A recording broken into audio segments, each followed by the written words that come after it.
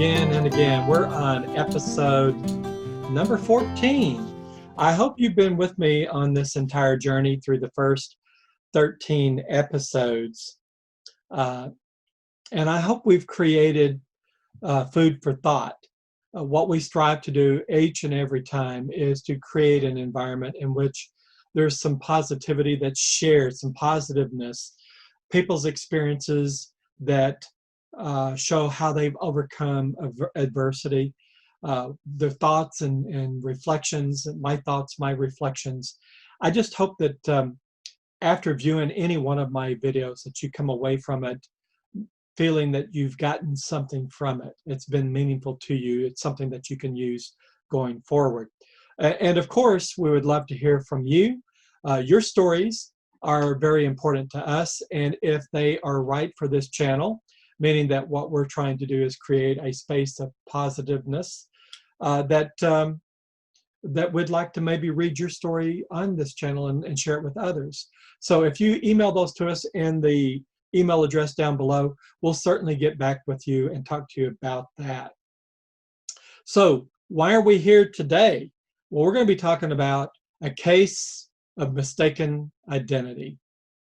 And as Paul Harvey used to say, if you want to hear the rest of the story, stay tuned and we'll get right back to that. But before then, please like, subscribe, and share. The only way this channel is going to grow and reach more people is by you. And if you like what you hear, please share it with others, and certainly subscribe. If you subscribe every time I post a new video, it will come to you, notify you that it's available for your viewing. Again, we just want to help people by letting them or allowing them to hear some things from our own lives, as well as perhaps from some of our other viewers' lives as well. Okay, with that, let's go ahead and get back to the mystery. The mystery is a case of mistaken identity. You know, I'm used to people forgetting who I am. I have a dear friend in the Rotary Club. He calls me Rob. He's called me that 2 or 3 times. And of course, I forgive him because I'm a twin and I've been called my brother's name, Don, quite often throughout my life. My mother used to say, when she'd see us way off in the distance, maybe at the playground or playing ball, if she thought who she was calling was me, she'd say Ronald Donald. And if she thought who she was calling was Donald, she would say Donald Ronald. Now, that kind of covered everything, didn't it? Well, that was not as good as our neighbors. We had a neighbor, a dear friend that we grew up with. His name was Bruce, and he just called us twin, right? Of course, we pushed back on that because we said we're different people, and we are. But this case of mistaken identity is not about me being Rob. It's about me being Ron Cross. Now, there's nothing wrong with that, right? I'd like to think that I have a pretty unique name, and when you couple that with my middle name, it's fairly unique. But most people are not known by their full name, first, middle, and last. They're known by a nickname and their last name. Like my name is Ronald, which is a pure Scottish name, but people call me Ron, or they call me Ronnie. My colleagues call me Ron. My family and close friends call me Ronnie. It doesn't matter what you call me. You can call me Ronnie. You're my close friend, right? But the case of mistaken identity didn't happen recently. It happened I would say 52 years ago. And it involved my grandmother Cross and my mother, and me standing there listening to them talk. Now, I'm going to tell you the story, but I want you to think about it in this way. Context matters. Context matters. And facts matter. Now, doesn't that ring true today? Context matters. Facts matter. Facts are very, very important. Facts speak for themselves, but they speak blindly outside of context. So one day we were at the house. We're all there sitting around. I don't know what we were doing at the time. My mother had such an ironclad memory. She could probably tell you exactly what was going on and what type of clothes I was wearing. That's just how good a memory she had. So she gets this phone call, and it's my grandmother Cross. And she says, "Is Ronnie okay?" And my mother looks kind of puzzled, and she's looking at me. She goes, "Well, yeah, he's right here. What's wrong?" She said, "Well, I got a call from the gas station," and she knew the owner of the gas station. He said that Ronnie drove off without paying for his gas.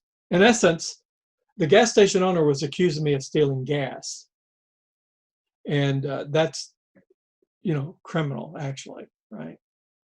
And of course, I didn't. And my mother had the greatest comeback. And I'm not sure why my grandmother didn't realize this, but she said it couldn't possibly have been Ronnie for two reasons. He's here with me now, and he's 12 years old. She goes, "He can't drive." So what happened? There was another Ronald Cross, apparently, that had perpetrated the petty crime.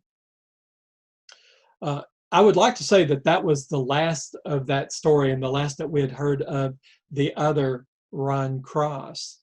But it was some years after my wife and I had gotten married, actually, probably shortly after we got married. This was in 1976. So I was 20 something then. And we got this phone call. And well, actually, my wife answered it. And the guy was speaking very strangely about is Ron there? I need to take care of some business with him, and so forth and so forth. And of course, in those days, all you had to do is look up in the white pages, and everybody's name was listed right there. Very few people had unlisted numbers, right? And we came to realize that this was that same Ron Cross. He'd gotten another bit of trouble, and the people that were looking for him to take care of business again, went through the phone book and found my name. It wasn't long after that that my wife and I decided, because of this individual, that we would list our phone number under her name, right?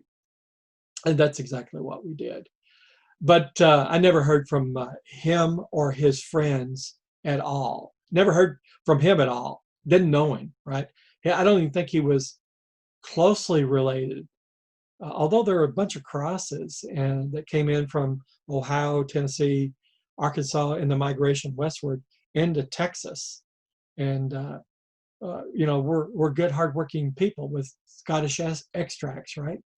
But in this particular case, the individual had been in a spot of trouble on at least two occasions that I knew of. So I was accused of doing something that I had not done. I had not done at all. I was too young, didn't know how to drive, right? And the other was I was going to college the second time, and it was as a young adult. So what was the difference? Well, there was a lack of context. First, my grandmother didn't realize, because when the gas station owner called her, he said to her, "Do you have some grandsons named Ron Cross? A grandson named Ron Cross?" And she said, "Yes." Fact's true. She had a grandson named Ron Cross. He is speaking. "Well, he stole gas from me." Fact's true. Not me, but Ron Cross stole gas from him. What was missing? Context, right? I was 12 years old. The gentleman that stole gas from him sped away in his car, right? So let's kind of bubble up from my personal experience there and just talk about facts and context. I try not to go get upset or go nuclear about anything. The reason why is you're expending emotional capital, and that's very precious, and it's bad for your health as well. So if somebody says something and you hear about it, I would not initially, if it doesn't sit well with you, I would initially not get too upset. I would try to understand the context and why the person said it, what could have stimulated that conversation. And then I would approach the individual and talk to them about it. Because taken out of context, facts taken out of context can be very injurious to individuals who are innocent of any type of crime, misdeed, or insult, right? Facts matter, but so does context. Just because somebody says, as an example, and I give this example in one of my classes to my students, I'm talking to a friend and I lightly tap him on the shoulder because we're both laughing. And I said, I could just kill you, right? Did I mean to kill him? Did I really mean to kill him? No. But you see, there was somebody there transcribing the conversation. And in the transcription, it read, Ron struck so-and-so and threatened to kill him.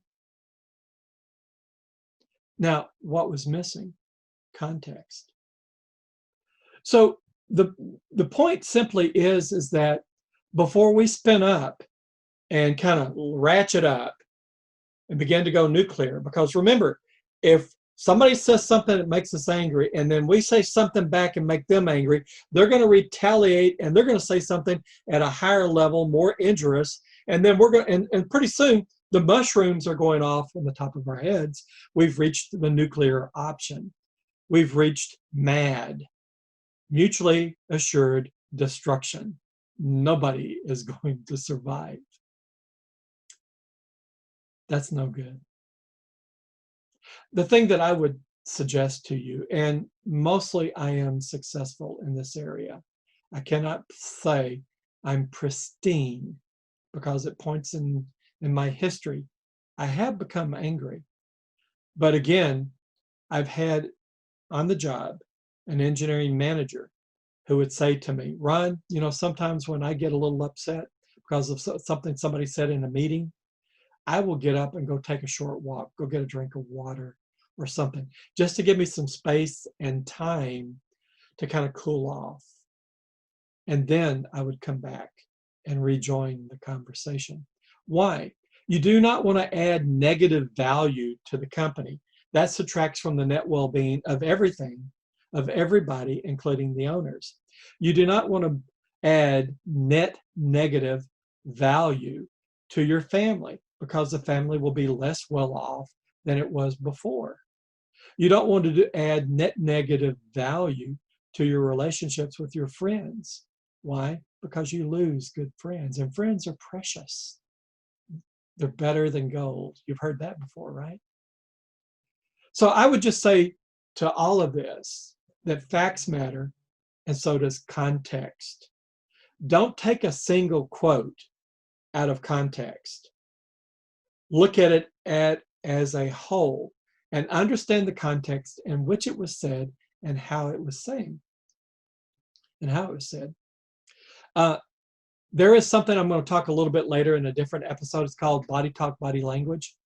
And sometimes words is just the slimmest of channels that we're communicating, and we don't get the fullest message.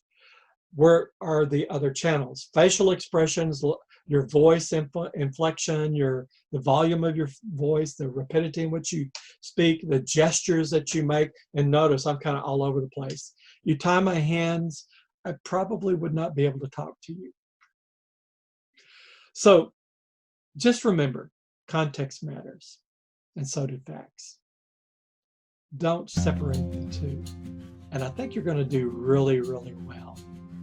Okay, guys and gals, with that, I hope I've said something that has been very, very helpful to you and that you can use going forward.